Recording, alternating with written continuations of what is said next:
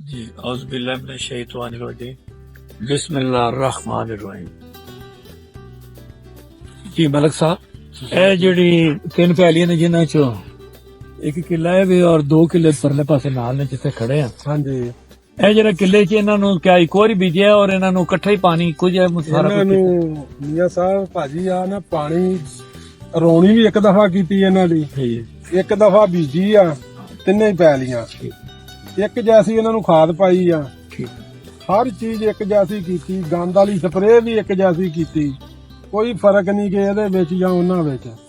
ਫਿਰ ਫਾਰਮੂਲਾ ਜਿਹੜਾ ਆਪਣੇ ਮੁਰਸ਼ਦ ਪਾਕ ਨੇ ਫਾਰਮੂਲਾ ਦਿੱਤਾ ਉਹ ਸਿਰਫ ਇਸ ਪੈਲੀ ਨੂੰ ਪਾਇਆ।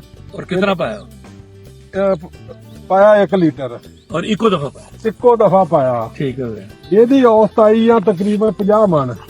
ਇਹਦੀ ਔਸਤ ਆਈ ਹੈ 50 ਮਣ। 50 ਮਣ ਪੈਲੀ ਦੀ ਉਹਦੀ ਆਈ ਆ ਜਿਹੜੀਆਂ ਦੋਵਾਂ ਪੈਲੀਆਂ ਦੀਆਂ 31 ਮਣ। ਇਹਨਾਂ ਦੋਨੋਂ ਦੇ 31 ਮਣ। ਹਾਂਜੀ।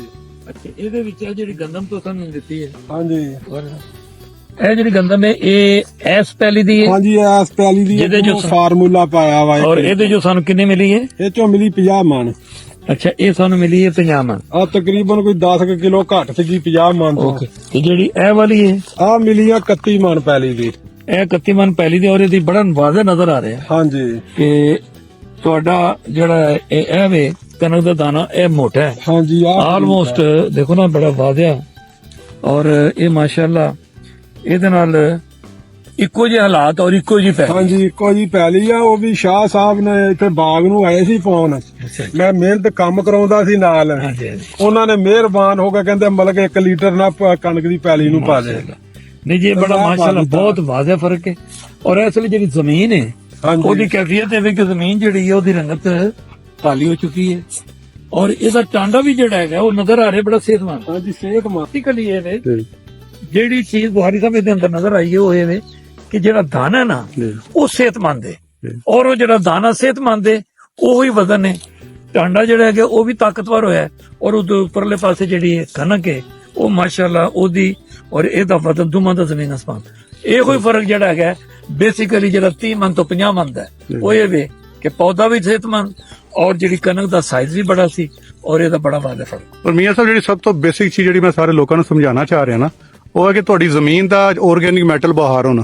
ਹਾਂ, ਹੁਣ ਆਰਗੈਨਿਕ ਦੇਖੋ ਇਹਦਾ ਕਲਰ ਉਸ ਤਰ੍ਹਾਂ ਹੀ ਹੈ, ਇਹ ਵੀ ਕੱਲਾਠੀ ਜ਼ਮੀਨ ਸੀ ਸੇਮ ਜਗ੍ਹਾ ਤੇ। ਹਾਂਜੀ, ਨਹੀਂ ਇਹ ਬੜਾ ਵਾਜ਼ਿਹ ਤੌਰ ਤੇ ਜਿਹੜੀ ਜ਼ਮੀਨ ਹੈ ਉਹ ਦੁਬਾਰਾ ਜਿਹੜੀ ਹੈ ਉਹ ਕਾਸ਼ ਦੇ ਕਾਬਲ ਉਹ ਬਹੁਤ ਅੱਛੀ ਪਰਫਾਰਮੈਂਸ ਦੇਗੀ। ਜੀ ਜੀ ਜੀ ਜੀ, ਯਕੀਨਨ, ਕਿਉਂਕਿ ਜ਼ਮੀਨ ਜਿਹੜੀ ਹੈ ਉਹ ਆਪਣੇ ਵਾਪਸ ਆਪਣੀ ਅਸਲ ਹਾਲਤ ਤੇ। ਜੀ ਜੀ ਜੀ।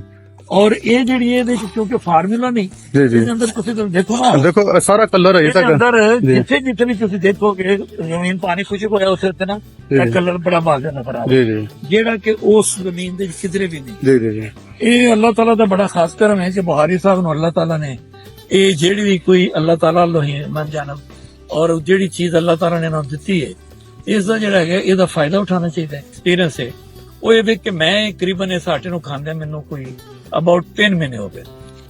ਮੈਂ 3 ਮਹੀਨੇ ਦੇ ਵਿੱਚ ਜਿਹੜੇ ਵਾਜ਼ਿਹ ਫਰਕ ਹੈ ਉਹ ਇਹ ਦੇਖਿਆ ਕਿ ਮੇਰੀ ਚੂੰਕਿ ਉਮਰ ਇਸ ਵੇਲੇ ਤਕਰੀਬਨ 70 ਸਾਲ ਹੈ ਔਰ ਮੈਨੂੰ ਚੂੰਕਿ ਆਦਤ ਹੈ ਕੰਮ ਸ਼ਮ 10-12 ਘੰਟੇ ਕੰਮ ਡੇਲੀ ਕਰਨ ਤੇ ਮੇਰੇ ਅਕਸਰ ਬੇਸ਼ਤਰ ਮੇਰੀਆਂ ਪਿੰਨੀਆਂ 'ਚ ਦਰਦ ਹੁੰਦਾ ਸੀ ਔਰ ਮੈਨੂੰ ਹਫ਼ਤੇ 'ਚ ਇੱਕ ਦਫਾ ਜਿਹੜਾ ਮਾਲਸ਼ੀ ਨੂੰ ਬੁਲਾਣਾ ਪੈਂਦਾ ਸੀ। ਇਹ ਜਦੋਂ ਤੋਂ ਮੈਂ ਕਣਕ ਸ਼ੁਰੂ ਕੀਤੀ ਹੈ ਅਲਹਮਦੁਲਿਲਾ ਮੈਂ ਫੀਲ ਕਰ ਰਹਾ ਹਾਂ ਕਿ ਮੈਂ ਥਕਾਵਟ ਕਦੀ ਵੀ ਨਹੀਂ, ਚਾਹੇ ਮੈਨੂੰ 10-12 ਘੰਟੇ ਵੀ ਜ਼ਿਆਦਾ ਵੀ ਕੰਮ ਕਰਨਾ ਪੈ ਜਾਏ ਔਰ ਮੈਂ ਕਦੀ ਵੀ ਥਕਾਵਟ ਨਾ ਅੱਗੇ ਕੀ ਹੁੰਦਾ ਸੀ ਥਕਾਵਟ ਨਾਲ ਨੀਂਦ ਨਹੀਂ ਸੀ ਆਉਂਦੀ।